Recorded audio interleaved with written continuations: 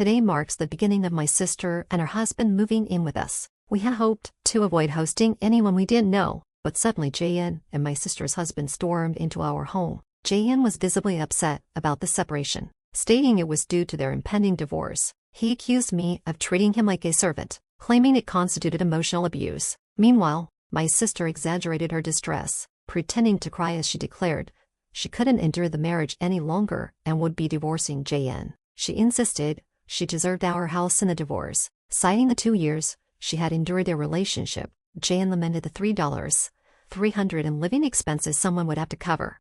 The next day, I relocated to a luxurious $2 million facility, and my phone buzzed incessantly with frantic calls from Jayan and his sister. My name is Anna Smith, and I recently celebrated my 40th birthday. I work as a day trader and investor, engaging in buying and selling currencies and stocks. This career has allowed me to amass a respectable fortune, even with a congenital condition that isn't life-threatening but requires careful management. Doctors have advised me to avoid overexertion and caution me about the risks of pregnancy. My parents didn't shield me from this reality. Instead, they instilled in me the importance of facing my illness with determination. My father, who worked in a brokerage firm, shared his knowledge of stocks, providing me the foundation to make a living from it.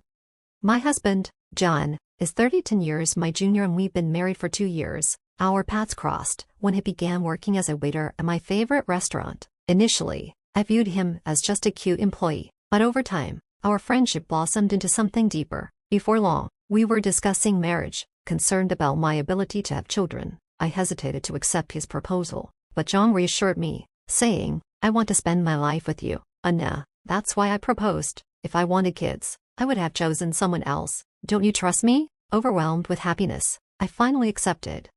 Shortly after we tied the knot, John surprised me with his decision to stay home. "I don't dislike my job as a waiter, but wouldn't it be easier for you if I managed things at home? Plus, you know I am a good cook." It's true, John has always had a flair for cooking, learning through observation rather than formal training. That shared passion for food is how we first connected. My brother works in the restaurant industry, and when John discovered this, he eagerly discussed his dream of one day owning a restaurant.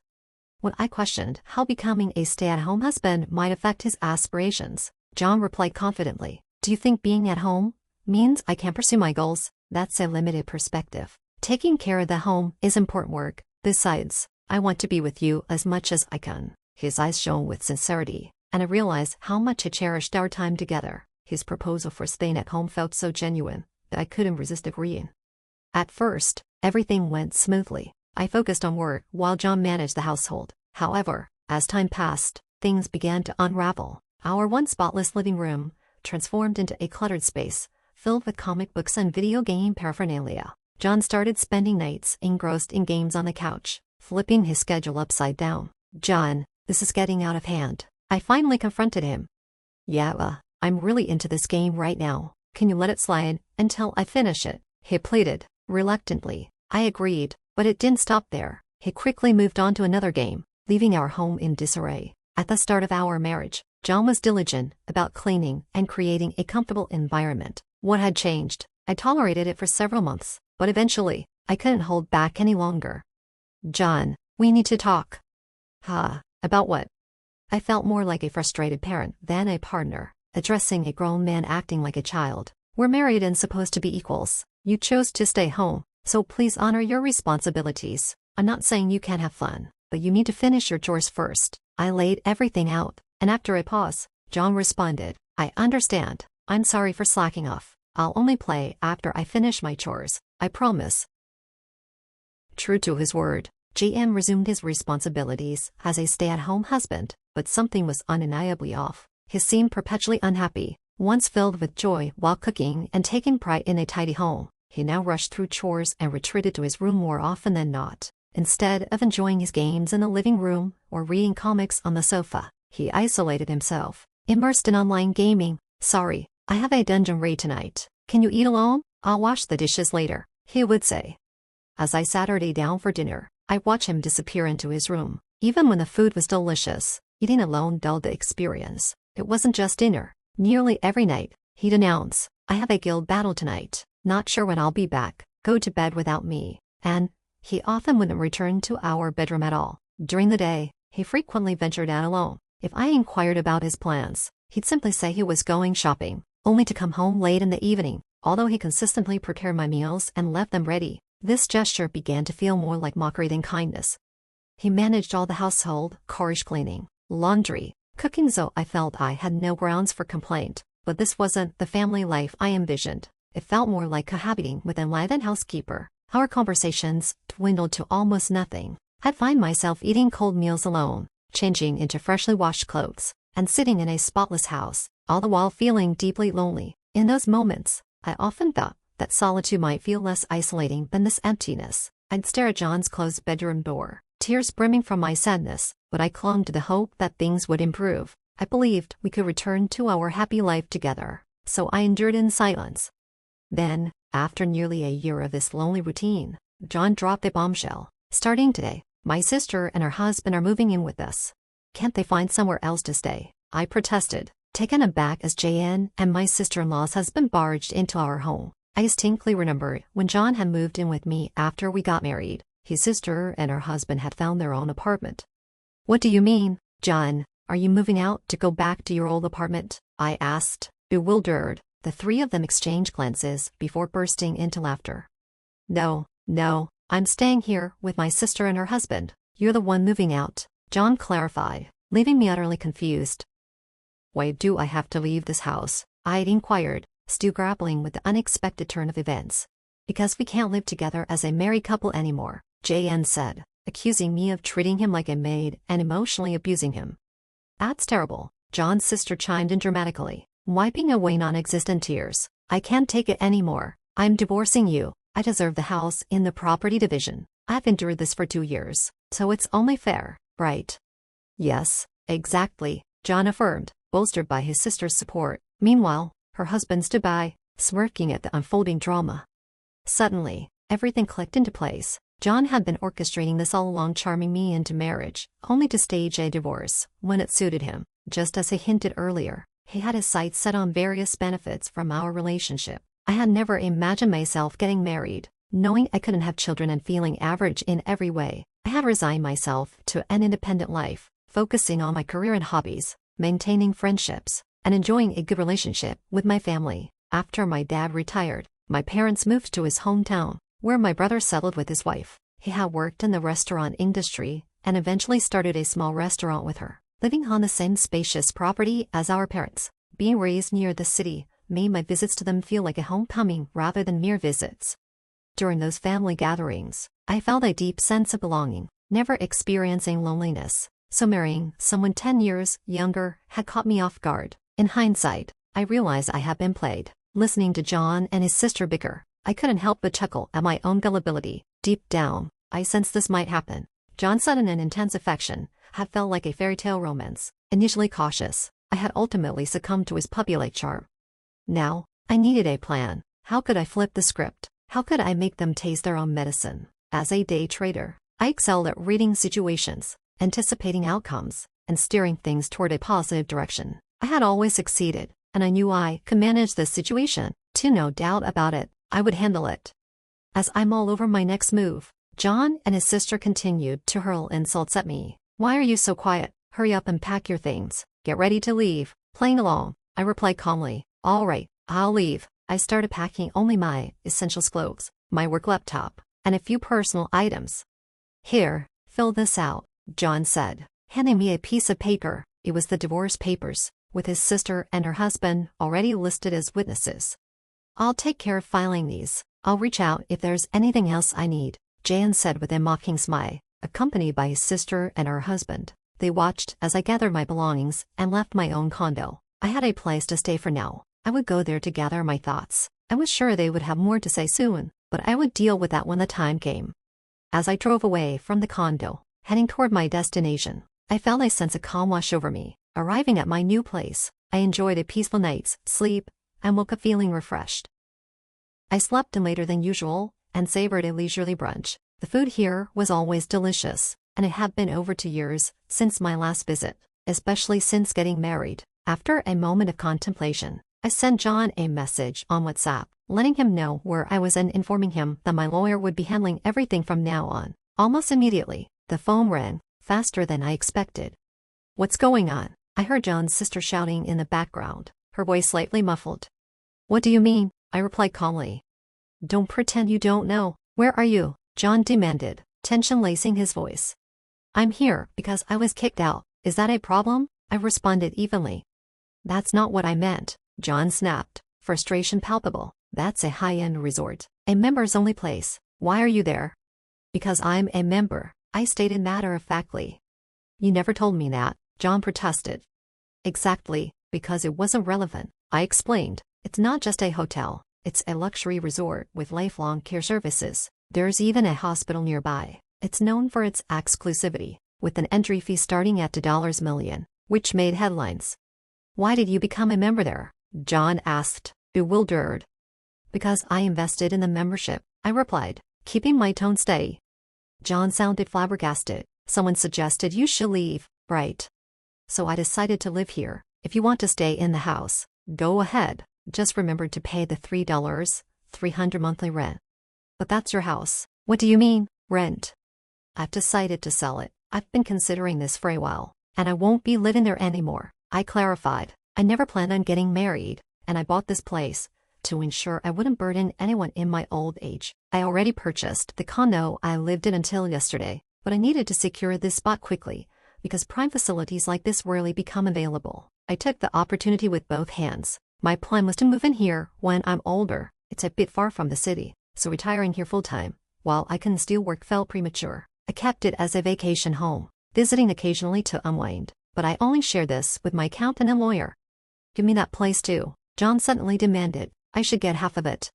How convenient for him. I was astounded by his audacity. "I have no intention of giving it to you. From now on, please communicate with me through my lawyer. You have their contact information, right? Goodbye." With that, I hung up and turned off my phone, deciding to head to the spa to unwind not just from the stress of yesterday, but from the weight of the past 2 years.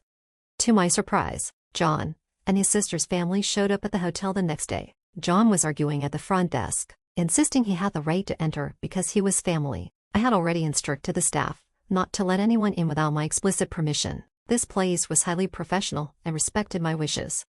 I considered ignoring them completely, but didn't want to create trouble for the facility. Reluctantly, I agreed to meet them in the hotel lobby, a public space with the concierge nearby, in case I needed assistance. When I asked what they wanted, John smiled and said, "Anna, you're so secretive. Why didn't you tell me about this place? Why keep it a secret?" "Yeah, why hide this from us?" his sister chimed in, echoing his smile. Together, they bore a striking resemblance, not just in appearance but in their manipulative nature.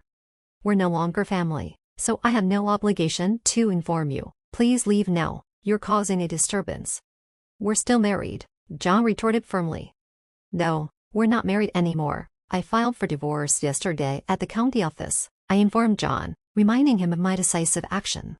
"Why didn't you tell me?" he asked, seemingly forgetting he had initiated the divorce proceedings and handed me the papers. "Don't worry, divorced couples can remarry without waiting 6 months, his sister chimed in, her eyes hopeful. "No, thank you," I replied firmly. I stood up and began walking back to my room, ignoring their attempts to follow me. The concierge intervened to stop them. "I won't give up. I'll come here every day to show you how much I love you," John exclaimed determinedly. "You're so slick, John," I muttered under my breath as I walked away, feeling drained by their pathetic display. Without delay, I contacted my lawyer to take immediate action. This situation was escalating faster than I had anticipated, and their relentless behavior was wearing me down. I hadn't expected them to resort to this so soon after I left. They seemed determined to pursue pointless endeavors. John and his sister's family began showing up at the facility daily, lingering in the lobby, waiting for me. My lawyer swiftly filed for a restraining order, but they took it to a new extreme. "Anna deceived me into marriage. I demand compensation," John declared, claiming ignorance about my inability to have children. He insisted that if he had known, he would never have married me, threatening to accuse me of marriage fraud if I didn't agree to compensate him. I handed my lawyer a specific recording. I proposed to Anna because I wanted to live my life with her. If I wanted kids, I would have chosen someone else from the start. "Don't you trust me?" These were John's exact words during his proposal, and I had it recorded. John was furious, demanding to know why I possessed such a recording. It was simply due to my cautious nature, I'd always kept a recorder running when I sensed something significant might happen. It's a habit born from the belief that you never know what life might throw at you. Initially, I trusted John and would listen to this recording alone, reflecting on my feelings at that moment. Little did I know it would prove to be so valuable now. John accused me of forcing him to quit his job after our marriage and insisted I made him handle all the housework. He alleged emotional abuse and was demanding compensation, even threatening to report me to the police for coercion if I didn't comply. To counter his claims, I submitted another vital piece of evidence. I'll stay at home and take care of everything. I don't hate my job as a waiter, but wouldn't it be easier for you to work this way? You know I'm good at cooking. These were John's own words, expressing his desire to be a stay-at-home husband, and I had recorded them as well. John then attempted to shift his strategy, claiming emotional distress from being secretly recorded and threatening to report me for illegal recording if I didn't pay him. However, there's no specific crime called illegal recording. While certain actions related to recordings can lead to penalties, simply making a recording itself is not illegal under most circumstances. Undeterred, John escalated his demands for compensation related to the divorce itself, despite being the one who initiated it without valid grounds and handing me completed divorce papers. I had recorded that conversation, too. My lawyer explained that, given the circumstances, it was more likely that John owed me compensation instead. Finally, John tearfully pleaded for a division of assets. I agreed to consider his request and promised to assess the assets fairly. I need you to vacate the condo. Once we've evaluated everything, we can meet at the lawyer's office, I stated firmly. They left without further protest, allowing me to sell all the condo furnishings and list the property for sale. As I had predicted, due to the increasing property values, it sold for more than I initially anticipated. When I presented the total asset figures, John and his family appeared hopeful, assuming they would receive a substantial portion. So, do I get half of this? John eagerly asked upon hearing the total, which was in the tens of millions. Not quite. These figures reflect only assets acquired before our marriage, I clarified through my lawyer. John's expression darkened as he received a document showing his share as zero. The lawyer patiently explained, the bulk of these assets were acquired before your marriage, John, so legally, you have no claim to them. Regarding post-marriage income, you were entitled to half, but after deducting living expenses, necessary costs, and the compensation claimed, your share amounts to a negative value. Why do I owe compensation? John demanded. The lawyer then presented the evidence. John had been unfaithful. His affair was with a woman he met through an online game. John had divulged details about me, including my age and health condition, boasting that he would inherit all my assets if anything happened to me and flaunting his unrestricted spending. The woman didn't take him seriously, but accepted his money. She agreed to testify under the condition that I wouldn't seek compensation from her. And here's another thing she said, I added, playing a recording of the girl's testimony, where she confirmed John's statements about my health condition and his cynical remarks about having a child with me. Consider yourself lucky you're not facing legal consequences. Thanks to you, I've had some interesting dreams and enjoyed good food. Let's call it even, and I won't pursue this any further, I told John firmly. He hung his head in defeat and accepted the outcome. Thus, my brief marriage came to a messy end. I haven't kept track of what happened to John and his sister's family afterward, nor do I have any interest in knowing. As long as they stay out of my life, that's all that matters to me now. Dwelling on it would only prolong my misery. The emotional toll was significant, but thankfully, I had the resources and time to heal. I decided to take a world cruise on a luxury liner, where I met people from all over the globe, explored numerous destinations, and had a truly wonderful time. There were moments when I felt a spark with some individuals, but memories of John held me back. I was determined not to let myself get hurt again. With that resolve, I returned home and began building a new life for myself. For a while, I enjoyed a leisurely existence at the resort hotel, but soon I grew restless. At 40, I realized I was still young. Living with John, who was much younger, had made me overly conscious of my age. During my year-long cruise, I met a spirited woman in her 80s who was still seeking love and adventure half her age. I wondered why I should give up on everything. Despite my disappointment with John, loving someone had been enjoyable. What let him spoil the joy and possibility of loving again? That's how I began to feel. Just then, my phone lit up with a new message. It was from a man I had met on the cruise. He mentioned he would be visiting the U.S. soon and asked if we could have dinner together. He had been traveling with his high school-age daughter on the ship, and we had connected well, sharing moments at various ports. It had given me a glimpse into what it might feel like to have a daughter. I cherished those moments and replied eagerly, agreeing to meet.